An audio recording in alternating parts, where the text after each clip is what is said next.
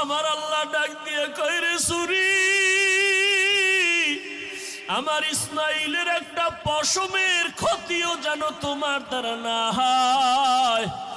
আল্লাহর হুকুমে ছুরি কোনো কার্যকারিতা করে না, একটা পশমও কাটে না।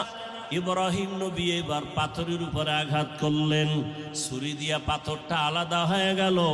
ইসমাইলের ডাক দিয়ে কয়, বাবা এইবার ফাইনাল রেডি হও, তোমার জবাই করার সময় রক্ত আমার হাতে না লাগা পর্যন্ত ছুরি চালাইতেই থাকবো, না হয় আমি ছুরি চালানো বন্ধ করব না। এবার ইসমাইলকে শেষবারের মতো শোয়াইয়া ছুরি যখন চালাবে, রক্ত হাতে না লাগা পর্যন্ত ছুরি চালানো বন্ধ করবে না বলিয়া ইব্রাহিম নবী নিয়ত করে ফেললেন। ইসমাইলকে শোয়াইয়া দিলেন, আর যখন ছুরি চালাবে, আল্লাহ পাক রব্বুল আলামিনের কুদরতি অন্তরে এত মায়া, জিবরাইলের ডাক দিয়া কয়, জিবরাইল, আমার ইব্রাহিমের ওয়াদা, এমন ত্যাগ আর নিয়ত যে রক্ত না লাগা পর্যন্ত ছুরি চালানো বন্ধ করবে না।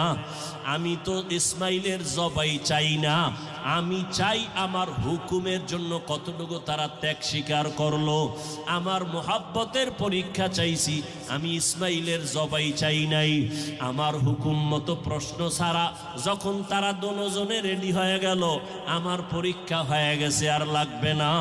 ইসমাইলের জবাই করার আগে, ছুরির নিচে দেওয়ার আগে, জান্নাতি একটা দুম্বা নিয়ে যাও, ইসমাইলের সরাইয়া জান্নাতি দুম্বাটা যখন ছুরির নিচে দিয়া দাও। ইব্রাহিম নবী ছুরি চালায়, জিব্রাইল আমিন দুম্বা নিয়ে রওয়ানা। দেখতেছে আমি যাইতে না যাইতেই মনে হয় ছুরির নিচে ইসমাইল জবাই হয়ে যাবে।